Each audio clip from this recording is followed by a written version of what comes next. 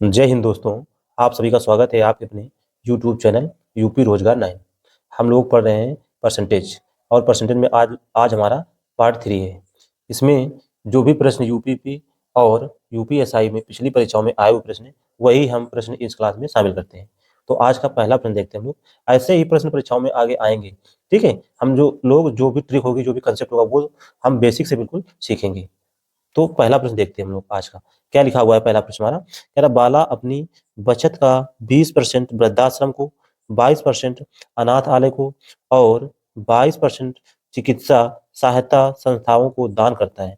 बचत की शेष राशि 7200 रुपये बैंक में जमा करता है। यदि उसकी बचत राशि वेतन का 40% है तो बाला का वेतन बताओ। बाला का वेतन हमें ज्ञात करना है इसमें, ठीक है। इस प्रश्न में बाला का वेतन हमें ज्ञात करना है। तो हमने माना बाला का वेतन कितना होता है? 100%, ठीक है। मूल वेतन उसका मान लिया कितना? 100%। अब उसमें क्या किया है? 20% वृद्धाश्रम में खर्चा किया है। फिर इसके बाद क्या किया है? 22% खर्च किया अनाथालय पर और 22% खर्च किया है चिकित्सा सहायता में। तो कितना उसने खर्च कितना किया? ये वाला खर्च किया, 100 में घटा देंगे तो उसकी बचत आ जाएगी। ये कितना हो जाएगा? 64 आ जाएगा। ये 44 और भी 64, तो घटा देंगे कितना आ जाएगा? ये आ जाएगा 36%। कितना आएगा? 36%। यहाँ पर परसेंट लगा हुआ, ठीक है। तो 36% आ गया इसका जो बचत है ये। अब सवाल में कहा है बचत की शेष राशि 7200 रुपया बैंक में जमा करता है। यदि उसकी बचत राशि वेतन का 40%, यानी जो बचत राशि 36%, ये 36% का 40% फ्रैक्शन में कितना होता है? 40% फ्रैक्शन मान होता है 2/5। तो इसका 2/5 ये कितने के बराबर है? 7200 के बराबर है ये। अब इसका गुणा करें 36 गुना 72, तो 72 से पूरा 72 कट जाएगा, कितना आ जाएगा? ये 100 आ जाएगा। इसका जब गुणा करता है 1% का मान कितना आ जाएगा? 500 आ जाएगा। यहाँ से हमें कितना चाहिए? 100%। तो यहाँ पर एक एक जीरो लगा देंगे, 2 जीरो इधर और 2 जीरो इधर, तो हमारा आंसर कितना आ जाएगा? उसका वेतन 50,000 वेतन आ जाएगा। तो ऑप्शन नंबर ऐसा कौन सा है? ऑप्शन नंबर ए हमारा इसका बिल्कुल सही आंसर हो जाएगा। प्रश्न नंबर अगला देखते हैं हम लोग। प्रश्न नंबर 2 क्या लिखा हुआ है? मीरा अपनी वेतन का आधा खर्च करती है और आधा बचाती है। यदि वह 40,000 मासिक खर्च करती है तो उसकी वार्षिक बचत क्या है? क्या है? आधा खर्च करती है और आधा बचाती है।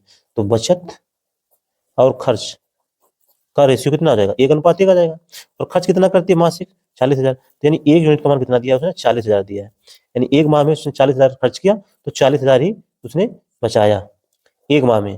तो उसकी मासिक बचत कितनी हो जाएगी? तो एक वर्ष में 12 महीने होते हैं, तो 40,000 इंटू 12 गुणा करा देंगे, कितना जाएगा? 12 चौको 48। तो कितना जाएगा? 4,80,000। इकाई, दहाई, सैकड़ा, हजार, दशा, तो कितना जाएगा? 4,80,000 रुपये उसका क्या हो जाएगा? वार्षिक बचत हो जाएगा। अगला प्रश्न देखते हैं हम लोग। प्रश्न नंबर 3। ए तथा बी दो अचर बिंदु हैं जिनके बीच की दूरी 5 सेंटीमीटर है। यहाँ पर हम दो बिंदु मान लेते हैं, ए और बी, और इसके बीच की दूरी कितनी है? 5 सेंटीमीटर। सी तथा सी रेखाखंड ए बी पर एक ऐसा बिंदु है कि ए सी बराबर 3 सेंटीमीटर। यहाँ पर एक सी बिंदु है, यहाँ पर हमने मान लिया सी बिंदु है। तो ए सी 3 है। ये कुल दूरी कितनी थी? कुल दूरी हमारी थी 5 सेंटीमीटर। अगर ये 3 तो कितना बचा? 2 सेंटीमीटर बचा। ए सी की लंबाई 6% वृद्धि, इसमें 6% की हम लोग वृद्धि कर दें तो कह रहा है इसमें कितने परसेंट की कमी हो जाएगी, ये हमें बताना है। इस प्रश्न की ट्रिक हम लोग देखेंगे। इस प्रश्न को 2 सेकंड में हम लोग कर सकते हैं। कितना लिखा हुआ है यहाँ पर? 3। ए सी 3 और सी बी कितना आ गया? 3 और 2 का रेशियो। इनका रेशियो कितना है? 3 और 2। तो रेशियो में पलट देंगे, कितना आएगा? 2:3 आ जाएगा। यहाँ 2 का मान कितना दिया हुआ है? 6%। तो 3 का मान कितना आ जाएगा? 2 3 6, तो 3 3 9। तो कितना? ये 6% अगर बढ़ा है तो ये 9% घट जाएगा, ठीक है। 9% घट जाएगा सीबी की लंबाई। तो ऑप्शन नंबर कौन सा हो जाएगा? ऑप्शन नंबर बी हमारा इसका सही आंसर हो जाएगा। प्रश्न नंबर अगला देखते हैं। प्रश्न नंबर 4 देखते हैं। यदि किसी भिन्न के अंश में 15% की वृद्धि की जाती है तथा हर में 8% की कमी की जाती है तो भिन्न 15/16 के रूप में प्राप्त होता है। मूल भिन्न क्या है? तो सबसे पहले हम लोग देखते हैं मूल भिन्न। मूल भिन्न कितना लिख लेते हैं हम लोग? मूल भिन्न A/B। A/B। अब सवाल में कह रहा है इसके अंश में 15% की वृद्धि करते हैं, तो मूल भिन्न कितनी थी? A/B। इसका हर कितना है? 100% होगा। उसमें 15 की वृद्धि करके कितना हो जाएगा? 115% आ जाएगा ये। नीचे हर में कह रहा है 8% कमी कर दें, तो 8 की कमी कर देंगे, 100 होगी तो 16 कम कितना? 92% आ जाएगा। तब जाके भिन्न का मान कितना हो जाता है? 15/16 के बराबर हो जाता है। अब हमें इसे हल करना है। 23 से काटेंगे, 23 चौको 92, 23 पंचे 115, 5 से काट दिया इसको 3 आ जाएगा, और इधर 4 से काट देंगे कितना? 4 आ जाएगा। तो यहाँ बचा A/B और यहाँ बचा 3/4। तो हमारे मूल भिन्न क्या थी? A/B, और ये किसके बराबर? 3/4। तो ऑप्शन नंबर हमारा कौन सही हो जाएगा, ऑप्शन नंबर सी इसका सही हो जाएगा। ऐसे प्रश्न को हल करने की यही सबसे आसान ट्रिक है और ऐसे ही प्रश्न बार बार परीक्षाओं में पूछे जाते हैं। प्रश्न नंबर 5 क्या है, बहुत ही सरल प्रश्न है, लेकिन ये बार बार परीक्षाओं में पूछा जाता है और अक्सर बच्चे इसमें गलती कर देते हैं। हम लोग इसे मात्र 2 सेकंड में हल कर सकते हैं। देखते कैसे, कितना लिखा हुआ है, 144% का वर्गमूल ज्ञात कीजिए। जब भी ऐसा प्रश्न लिखा हो, कोई भी संख्या लिखी हुई 144 की जगह में, ये किसका वर्गमूल लिखना है, 144 होता है। 144 वर्गमूल कितना होता है, 144 केवल निकालना, तो कितना आ जाएगा, 12 आ जाएगा। और इसमें % लगा हो तो जब % लगा हो तो इसमें कुछ नहीं करना है, 1 जीरो लगा देना है। कितना, 1 जीरो, बस यही हमारा आंसर हो जाएगा। तो ऑप्शन नंबर सी इसका बिल्कुल सही हो जाएगा। हल कैसे करते हैं ये भी हम लोग देख लेते हैं। कितना लिखा हुआ है, 144, और यहाँ पर लिखा हुआ प्रतिशत, तो प्रतिशत के लिए कितना लिखेंगे, नीचे 100 लिख देंगे। वर्गमूल निकालना, इसमें लगा देंगे रूट, तो कितना आ जाएगा, 144 का 12 आ जाएगा, 100 का 10 आ जाएगा। अब इसको फिर से प्रतिशत बदलना है तो इसमें 100 से गुणा कराना पड़ेगा, तो 1 जीरो से जीरो कट जाएगा, तो कितना आ जाएगा, 120%। यही हमारा आंसर हो जाएगा। प्रश्न नंबर अगला देखते हैं हम लोग। प्रश्न नंबर 6 क्या लिखा हुआ है, 25,000 छात्रों के एक कॉलेज में 55% लड़के हैं। लड़के कितने हैं, बॉयज 55%, तब गर्ल्स कितनी हो जाएंगी, 45%। इसका रेशियो कितना आ जाएगा, 11:9। आगे क्या कह रहे हैं, यदि 30% लड़कियां और 50% लड़के परीक्षा में अनुत्तीर्ण हो गए तो परीक्षा में उत्तीर्ण होने वाले छात्रों की संख्या क्या है। यानी परीक्षा में कितने बच्चे, कुल कितने बच्चे हैं जो पास हुए हैं, ये हमें चेक करना है। यहाँ पर 30% लड़कियां, तो लड़कियां कौन सी, ये तो 30% हमको इसका निकालना, 30% ये अनुत्तीर्ण हुई है और 50% लड़के उत्तीर्ण हुए, तो कुल कितने % बच्चे अनुत्तीर्ण हुए, ये पहले निकालें अनुत्तीर्ण हुए। क्या करेंगे, इसका इसमें गुणा करा देंगे, इसका इसमें गुणा करा देंगे, कितना आएगा, 11 बचे 55, तो 550 प्लस 9 त्रिका 27, 270 और बटे 11 और 9 कितना आ जाएगा, 20 आ जाएगा। अब इसे हमें हल कर लेंगे, जीरो यहाँ दोनों हर जगह जीरो, यहाँ पर कॉमन लेंगे जीरो से, तो जीरो काट देंगे, ये कितना आ जाएगा, इसको जोड़ देंगे 7 और 5 12 2 5 2 7 1 8 और नीचे कितना आ जाएगा, 2 काट दिया, कितना आ जाएगा 41, कितना है 41, यानी 41% बच्चे जो हैं ये अनुत्तीर्ण हुए। कैसे अनुत्तीर्ण हुए, तो पास कितने हो जाएंगे, 100% बच्चे थे उसमें 41 अनुत्तीर्ण हो गए, तो कितने पास हुए, 59%। कितने, 59%। अब यही हमें निकालना है, और कितने टोटल छात्र थे, 25,000, तो इसका गुणा करा देंगे इसमें 25,000, इसी में मल्टीप्लाई करके 25,000 निकाल देंगे। इसका जब परसेंटेज निकालें तो 59 के नीचे कितना आएगा, 100 आ जाएगा, 2 जीरो ये कट जाएंगे।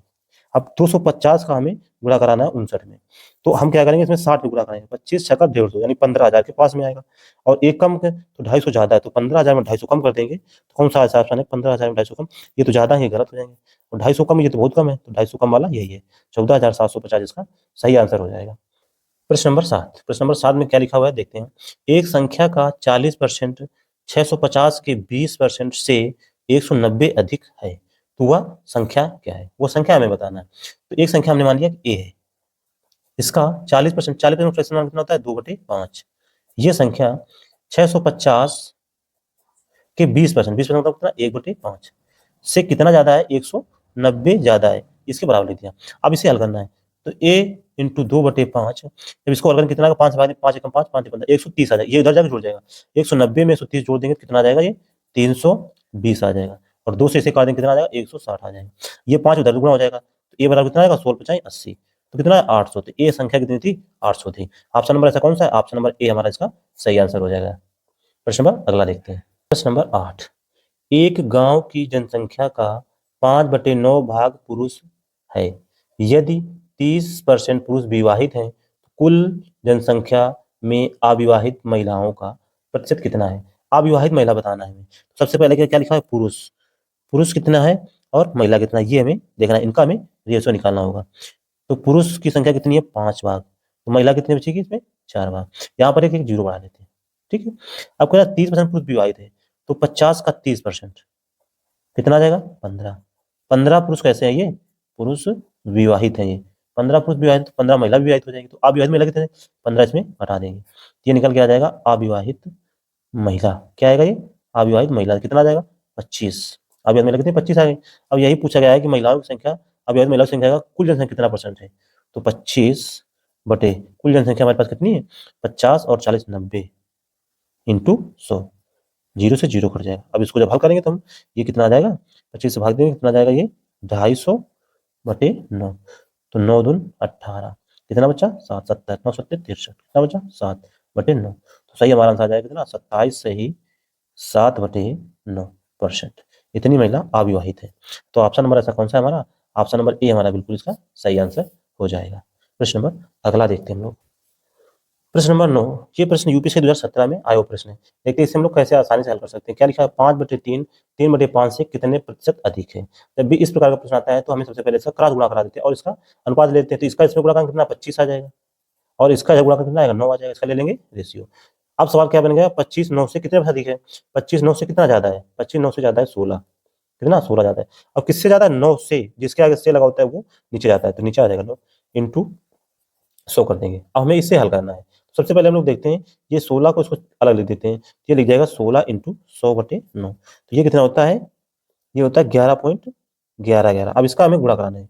16 कम 16, 16 कम 16 17, 16 कम 16 17, 17, तो 17.2 अंक में, तो 2 अंक में दशमलव लगा दिया। ये प्रश्न में हमारा आंसर आ जाएगा।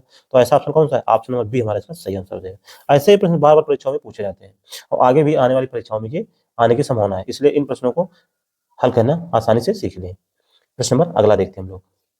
क्या लिखा हुआ है, चावल की कीमत में 20% की कमी हो जाती है, जिससे एक व्यक्ति 360 रुपए में 2 किलो चावल अधिक खरीद सकता है।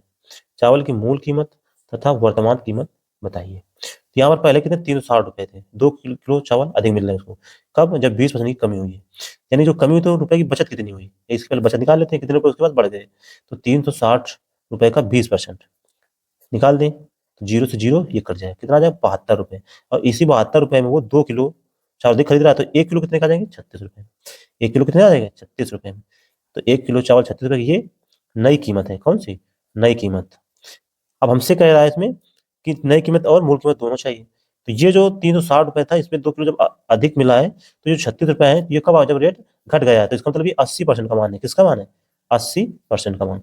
कितना, 36 रुपए। तो मूल कीमत कितनी होगी, 100%। 100% मान निकाल देना है।